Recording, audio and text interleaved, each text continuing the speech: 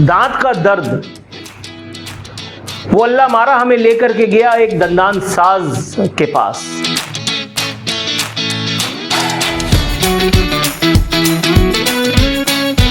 और वहां से शुरू होती है ये अंदोहनाक कहानी।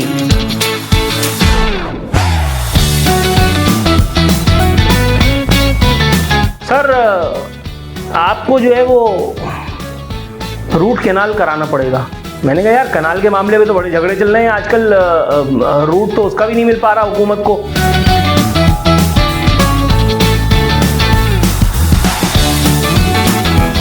एक साहब ने कहा 5,000 रुपए। मैंने उनसे पूछा, मैंने कहा नया दांत उगाओगे? कह रहे नहीं सर इसमें इतना लग जाता है। ठीक है। उसके बाद फिर एक जगह गया तो वो ज़रा शशके वाला क्लिनिक था, उन्होंने मुझे बताया 15,000। मैंने उनसे पूछा कि सर्विसेज किस किस्म की होंगी? शुक्र है ये सवाल मैंने किसी मर्द से ही किया था, वरना बहुत जूते पड़ते। उन्होंने मुझे बताया नहीं सर इस तरह की कोई सर्विस यहाँ मौजूद नहीं है। मैं वहाँ से मुँह लटका करके और लौट आया। मैंने कहा इतना पैसा खर्च करने का क्या फ़ायदा। फिर हम फला जगह गए। जब गए तो दिन में तारे क्या, हमें तो चांद सूरज सितारे सब नजर आ गए। उन्होंने जो हिसाब किताब बताया मैं तो हैरान हो गया। मैंने कहा नहीं सर आप गलत बता रहे हैं, ये तो डिलीवरी का खर्चा होता है, एक दांत का इससे क्या ताल्लुक। तो उन्होंने पहले कहा कि सर पहले आपके दांत जो है वो हमने स्केलिंग के प्रोसेस से गुजारने हैं। मैंने कहा वैसे मुझे इस दांत से चप्पल तो नहीं चबानी है, लेकिन अगर आप चाहते हैं कि दांत और तेज हो जाए तो ठीक है। सर जरा मुंह खोलिए। पहले काम मुंह से ही शुरू करना था। हमने कहा ठीक है। 15 मिनट के बाद जब उन्होंने कोई 85वीं बार 85th टाइम उन्होंने कहा सर जरा मुंह और खोलिए, तो मैंने उनसे रिक्वेस्ट की। मैंने कहा पीछे हटिए। जो सब मुंह में उन्होंने डाला हुआ था वो सब मैंने हटाया। मैंने उनसे कहा, मैंने कहा अगर आपको लग रहा है कि मैं गेंडे की नस्ल से हूँ तो आपको लग रहा है, ये ऐसा नहीं है कि आपकी ये राय बिल्कुल हतमी है। आप मुझसे तो पूछिए, मैं इंसान का बच्चा हूँ। आपको अगर दांत में कोई वारदात करनी है तो आप बाहर रह करके करें, अंदर जाने की क्या जरूरत है। या तो टाइट कर दो, कोई जारबन वारबन बांध दो, छत से लटका दो, पंखे वंखे में कुछ कर दो कि मुंह पूरा ही खुला रहे। 1 घंटा तकरीबन वो मेरे दांत को लगी नहीं। उसके बाद मैंने उनसे कहा एक्सक्यूज मी, यहीं रुक जाइए। मैंने कहा आपको किसने कहा है कि मेरा कल मायूं है? नहीं मुझे तो किसी ने कहा। मैंने कहा तो फिर आदमी मेरे दांत में क्या करनी है? एक साहब से मैंने कहा भाई अगर मैं प्रेग्नेंट खातून भी होता तो इतने अरसे में अब तक डिलीवरी हो चुकी होती।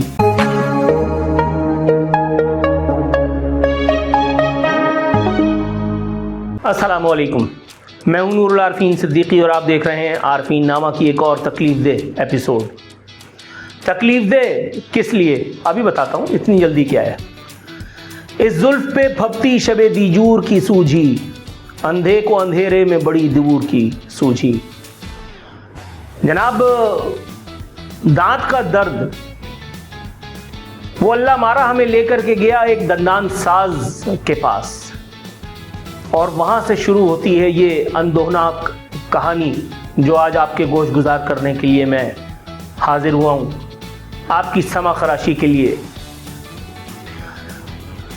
उफ, ये दांत का दर्द।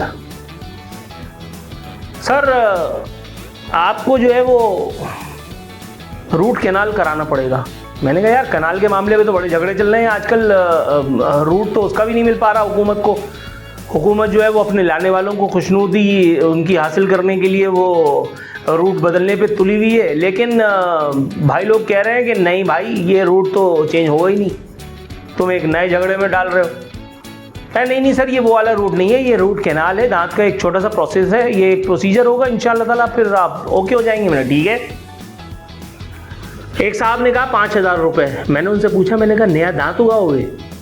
कह रहे नहीं सर इसमें इतना लग जाता है। ठीक है। उसके बाद फिर एक जगह गया तो वो ज़रा शशके वाला क्लिनिक था, उन्होंने मुझे बताया 15,000। मैंने उनसे पूछा कि सर्विसेज किस किस्म की होंगी? शुक्र है ये सवाल मैंने किसी मर्द से ही किया था, वरना बहुत जूते पड़ते। उन्होंने मुझे बताया नहीं सर इस तरह की कोई सर्विस यहाँ मौजूद नहीं है। और फिर मैं निराशावादी इंसान हो करके मैं वहाँ से मुंह लटका करके और लौट आया। मैंने कहा इतना पैसा खर्च करने का क्या फ़ायदा फिर। हमारे एक दोस्त हैं, बहुत ही कंजूस हैं, बहुत ही बीचू हैं, मतलब उनको अगर अपना अल्लाह अकबर यूरिन भी फेंकना पड़ जाए तो उनके 2-3 दिन तक तो दर्द रहता है गुर्दों में कि यार ज़ाया हो गया। बिहारी हैं, मतलब अब ये बताना ज़रूरी है क्या। उनके दांतों में वही तकलीफ़ हुई थी अल्लाह मारी जो हमारी किसी वक्त हुई। उन्होंने फ़ौरन अपनी जो है वो मशवरा दफ्तर लेकर के और हमारे पास आया और उन्होंने बताया फला जगह जाओ। हम फला जगह गए। जब गए तो दिन में तारे क्या, हमें तो चांद सूरज सितारे सब नज़र आ गए। क्यों? ओए ओए, उन्होंने जो हिसाब किताब बताया मैं तो हैरान हो गया। मैंने कहा नहीं सर आप गलत बता रहे हैं, ये तो डिलीवरी का खर्चा होता है, एक दांत कैसे क्या डाल दो। वो जो साहब थे उन्होंने कहा नहीं भाई ये डिलीवरी वगैरह ये कोई वो थोड़ी है, मतलब खुदा का खौफ करो, ये वो वाला अस्पताल नहीं है। मैंने कहा फिर मतलब इतने सारे पैसे आप किस चक्कर में ले रहे हैं। फिर उन्होंने मुझे बताना शुरू किया। अच्छा वो अपने तौर पे बिलावजह ही बताए जा रहे थे क्योंकि अपन को तो घंटा नहीं पता कि ये क्या हो रहा है। बजाय तो हम पढ़े लिखे हैं मगर जब मेडिकल की बात आती है तो अपन तो ठन ठन गोपाल हैं। हमने कहा अच्छा। फिर हमने ऐसा सुनना शुरू कर दिया कि जैसे ओके सब समझ में आ रहा है। वो बताते रहे और हमें समझाते रहे कि ऐसा होगा तो वैसा होगा तो वैसा होगा। हमने कहा ठीक है शायद होगा ही। फिर हमने एक जानने वाले से मशवरा किया, उन्होंने कहा नहीं यार इनके क्रेडिट पे इस तरह का कोई किताल है तो नहीं, मेरा ख्याल है कि लेट जाओ आँख बंद करके। हमने कहा ठीक है भाई चलो अल्लाह मालिक है, ज़्यादा पैसे ले रहे हैं तो यकीनन कुछ अच्छा ही करेंगे। पहली मुलाकात जो हुई अमले से तो उन्होंने पहले कहा कि सर पहले आपके दांत जो हैं वो हमने स्केलिंग के प्रोसेस से गुजारने हैं। मैंने कहा क्यों भाई। कहने लगे सर वो असल में ये है और वो है, फलाना प्रोटोकॉल है, प्रोसीजर है, ऐसा होगा वैसा होगा। हमने कहा अच्छा। मैंने कहा वैसे मुझे इस दांत से चप्पल तो नहीं चबानी है, लेकिन अगर आप चाहते हैं कि दांत और तेज़ हो जाए तो ठीक है, कौमी ख़जाना मेरे हवाले कीजिए, फिर देखिए मैं इन लोगों का रिकॉर्ड अगर ना तोड़ दूँ जो आरामखोर इस वक्त कौमी ख़जाने को लूट रहे हैं या इससे पहले लूट के जा चुके हैं। लेकिन उन्होंने मेरी ये पेशकश मुस्तरद कर दी। जनाब स्केलिंग का टाइम आया। एक डेंटिस्ट या डेंटिस्ट नुमा उन्होंने हमसे कहा कि इस जनाजे पे लेट जाइए। मैंने इधर से उधर तक देखा, मैंने कहा इस पूरे पे लेट जाऊँ। कह रही है हाँ। मैं दिन दाड़े कह रही हाँ। अच्छा। हम जंप लगा के लेट गए। फिर उन्होंने उसको एक बटन दबाया और वो अल्लाह हमारा टेढ़ करके नीचे चला गया। मैं खड़ा हो गया। मैंने कहा भाई मैं ये ताबूत है, ये जनाजे का मतलब मैं मैयत थोड़ी हूँ, मैं ज़िंदा आदमी हूँ। एक तो साइनस का मसला है, मैं सीधा नहीं लेट सकता, आप इसको ऊपर करें। ओहो। फिर उन्होंने एक इंतज़ाम किया, थोड़ा सा ऊपर किया, गर्दन में एक तकिया टाइप का लगाया, वो जो सफ़र में लगता है, थोड़ा सा इत्मीनान हुआ। सर ज़रा मुंह खोलिए। ज़ाहिर काम मुंह से ही शुरू करना था। हमने कहा ठीक है। 15 मिनट के बाद जब उन्होंने कोई 85वीं बार 85th टाइम उन्होंने कहा सर ज़रा मुंह और खोलिए, तो मैंने उनसे रिक्वेस्ट की। मैंने कहा पीछे हटिए। जो सब मुंह में उन्होंने डाला हुआ था उसे मैंने हटाया। मैंने उनसे कहा, मैंने कहा अगर आपको लग रहा है कि मैं गेंडे की नस्ल से हूँ तो आपको लग रहा है, ये ऐसा नहीं है कि आपकी ये राय बिल्कुल हतमी है। आप मुझसे तो पूछिए, मैं इंसान का बच्चा हूँ। आपको अगर दांत में कोई वारदात करनी है तो आप बाहर रह कर करें, अंदर जाने की क्या ज़रूरत है। नहीं सर वो असल में दांत आपका। मैंने कहा भाई मैं इंसान का बच्चा हूँ, मतलब मुंह इतनी देर तक खोल के रखना, या तो टाइट कर दो, कोई जारबन वारबन बांध दो, छत से लटका दो, पंखे वंखे में कुछ कर दो कि मुंह पूरा ही खुला रहे। फिर वो मेरी झुंझलाहट का सबब समझी। उन्होंने कहा okay okay okay take your time. फिर उन्होंने मुझे टाइम दिया। मैंने इस अरसे में अपने गुस्से को थोड़ा ठंडा किया और उसके बाद फिर ये खींचातानी दोबारा शुरू हुई। 1 घंटा तकरीबन वो मेरे दांत को लगी नहीं। उसके बाद मैंने उनसे कहा एक्सक्यूज़ मी, यहीं रुक जाइए। मैंने कहा आपको किसने कहा है कि मेरा कल मायूं है। नहीं मुझे तो किसी ने कहा। मैंने कहा तो फिर आदमी मेरे दांत में क्या करनी है, ऐसा क्या मैं मतलब दांत में लगा के लाया हूँ कि जो निकल ही नहीं रहा साला। नहीं सर वो असल में आप इतने पैसे दे रहे हैं। मैंने कहा एक्सक्यूज़ मी, पैसे मैं दे रहा हूँ, आपको क्या मसला है। मैंने कहा ये दांत में से आवाज़ें आ रही हैं कि अल्लाह का वास्ता बस कर दो, आप क्या कर रही हैं। तब उनको कहीं जा कर के मेरे हाल पे रहम आया और उन्होंने उस दिन के लिए बस कर दिया। मैं ये समझा कि शायद इंशाअल्लाह ताला कल मैं आऊँगा और उसके बाद VIP करके मुझे 2 मिनट में फारिग कर दिया जाएगा। लेकिन हर सोच कहाँ पूरी होती है जनाब। ये खाम ख्याली थी हमारी। अगले दिन जब हम गए तो हमारी नशिस्त रही कुल तकरीबन घंटे भर की। अब सोचिए ज़रा इस घंटे भर में हमारे साथ क्या क्या किस किस पोजीशन पे हुआ होगा, अल्लाह माफ़ करे। लेकिन वो सब कुछ जो हुआ वो उस तहय्युर के आगे कुछ भी नहीं जो मैं आपसे अब शेयर करने वाला हूँ। मैं अभी जनाजे पे लेटा हुआ और अपने साथ होने वाली ज़्यादती पर दिल में तासुफ का इज़हार फरमा रहा था कि अचानक मेरे बराबर में एक बहुत खुश शक्ल, एक बहुत पढ़ी लिखी फैमिली से ताल्लुक़ रखने वाली एक खातून तो नहीं बल्कि एक लड़की कहूँगा, एक दोशीज़ा, वो आकर के लेटी। मुझे ज़रा तहय्युर हुआ। मैंने कहा उस्ताद ये चक्कर क्या है, ये तो कहीं से भी किसी एंगल से भी बीमार नहीं लग रही।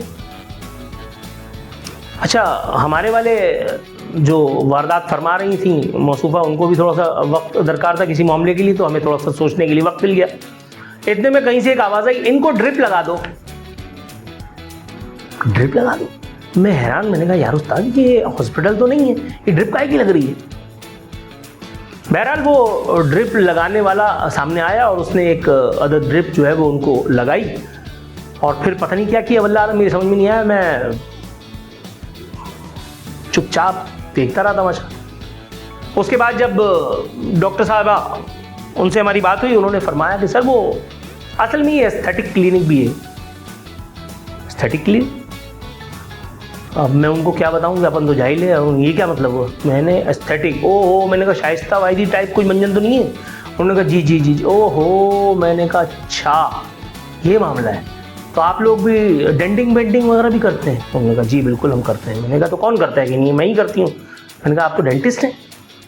क्या नहीं, मैं इसमें भी मैंने फला किया हुआ है। मैंने कहा अच्छा।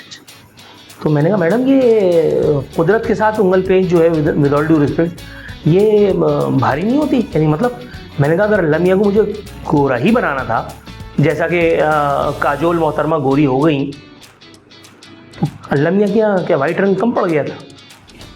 और अगर हम कुदरत के कामों में मुदाखलत कर रहे हैं तो इसका कोई ना कोई नतीजा तो बरामद होगा।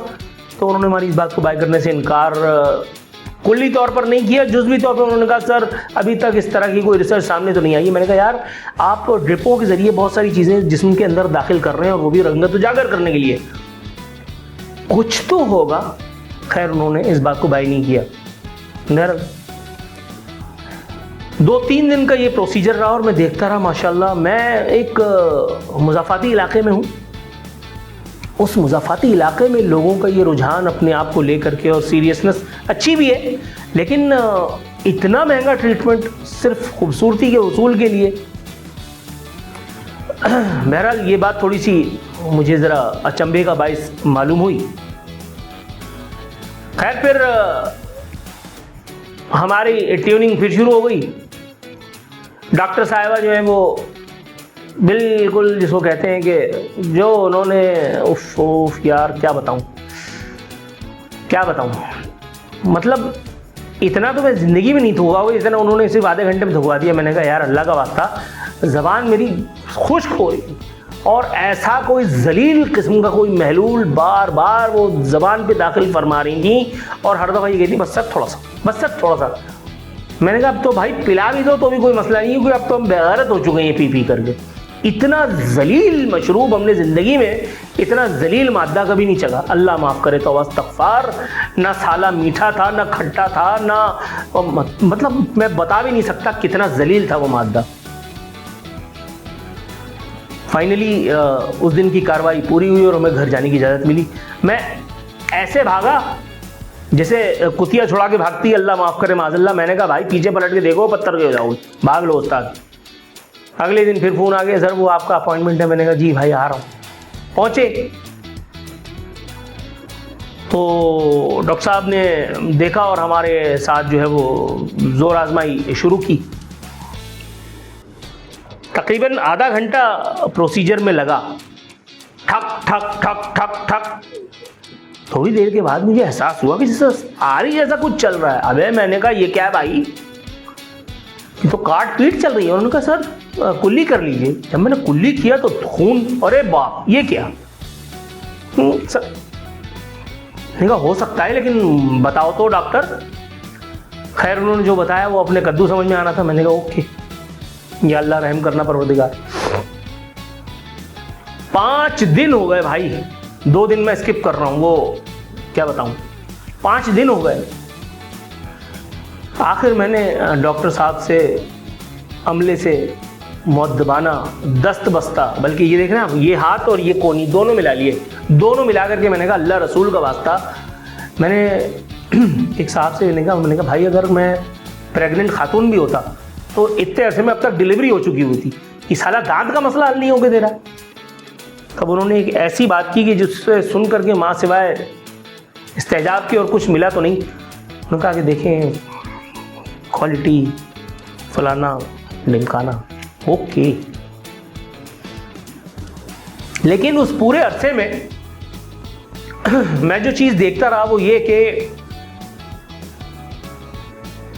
जिस मुज़फ़्फ़ाती आबादी से उठ करके मैं वहाँ जा रहा हूँ, उसी जगह अतराफ में कुछ ऐसी क्लिनिक्स भी खुल गए जिनका हार्डकोर बिजनेस यही एस्थेटिक के मामला में।